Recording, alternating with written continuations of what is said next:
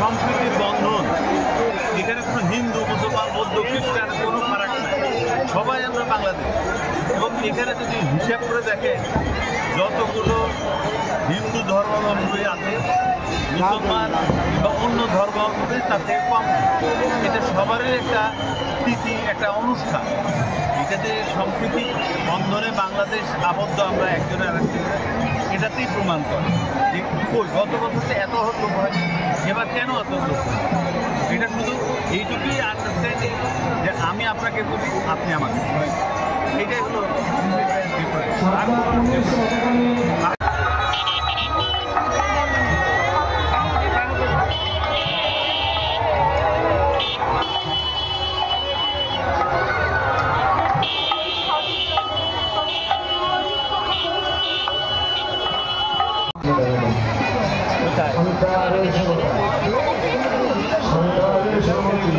কিন্তু ভোটার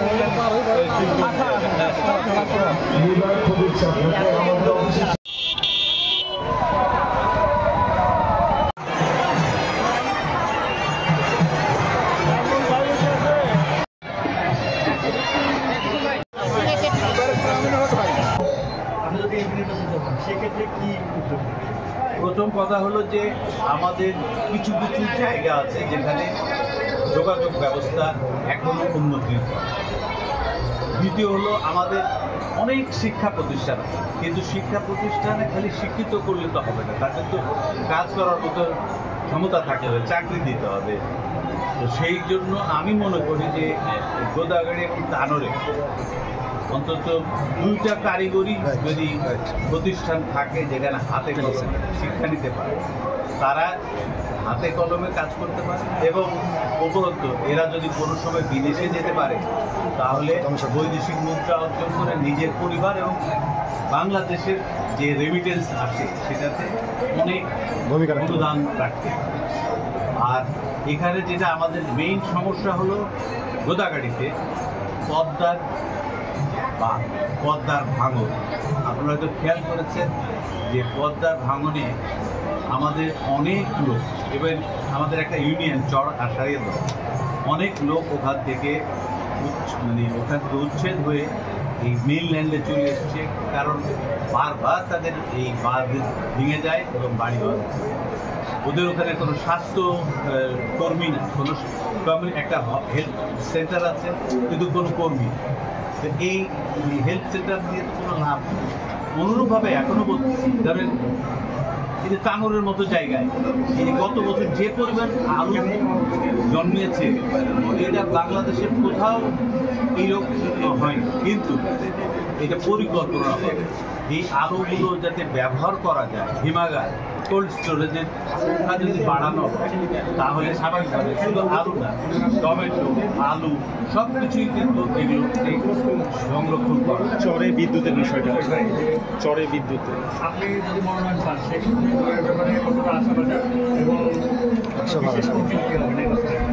এবং আমার বিশেষ কৌশল কিছু নাই, আবারও বলতে যে খুব সোজা কৌশল, মানুষের কাছে আমার কথা না কাজ দিয়ে প্রমাণ।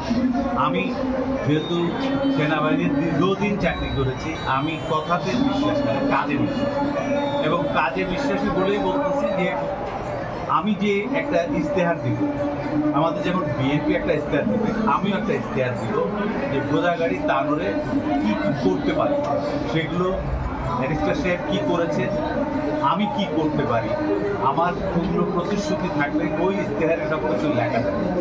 এবং সেটা দেখে মানুষজন অবশ্যই আমি মনে করি শতভাগ নিশ্চিত যে তারা ভোট দিবে, এবং আমি শতভাগ নিশ্চিত যে ধানের সিটি এখানে জয়। অপোজিশন যদি বলি জামাতে ইসলামিক শক্তিশালী দলীয় এক সর্বোচ্চ পর্যায়ের নেতা আছে এবং মুজিবুর রহমান, তো তাকে আপনি কতটা চ্যালেঞ্জ হিসেবে মনে করেন? প্রত্যেকেই নিজের অবস্থান থেকে শক্তিশালী, কোনো অসুবিধা নেই, বাট আমরা কিন্তু ধর্ম নিয়ে কোনো ব্যবসা করি না, ধর্ম নিয়ে রাজনীতি করছি।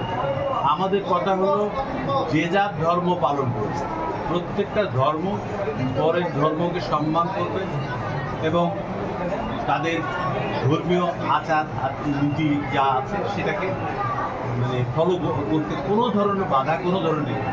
এখন আপনি যদি এটাকে কেউ যদি বলে, আপনি বলবেন না, কেউ যদি বলে যে এটাকে ইসলামী রাষ্ট্র ঘোষণা করতে হবে, এটাতে উমুক সনদ অনুযায়ী চলতে হবে, এটা জনগণই বিচার যে কতটুকু গ্রহণযোগ্য কি কতটুকু গ্রহণযোগ্য। আপনাদের কথার কথা আমি ওনাকে শ্রদ্ধার সাথে বলতে চাচ্ছি যে কোনো কারণে অপপ্রচার যাতে না, যেটা বাস্তবমুখী সেটা বলবেন, সব মানুষ খুশি হবে। এবং আমি তো বলি এবারের ভোট হবে সবচেয়ে নিরপেক্ষ এবং সবচেয়ে সুষ্ঠু। আমার ভোট আমি যাকে ইচ্ছে তাকে দেব।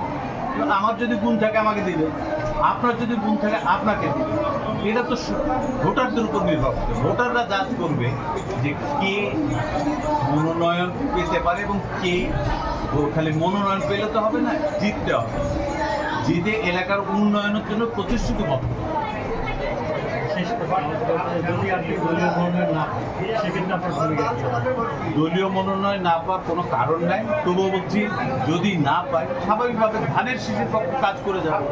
ধানের আমি তো বিএনপি চেয়ারপারসনের উপদেষ্টা, তাহলে বিএনপির তো আমি একটা পোর্টফোলিও হোল্ড করি, একটা ভাইস চেয়ারম্যান পদমর্যাদা থাকবে। স্বাভাবিকভাবে ধানের শীষের পক্ষেই কাজ করতে হবে, কোনো অসুবিধা নেই। বাট আমি শতভাগ নিশ্চিত আমি মনোনয়ন পাবো।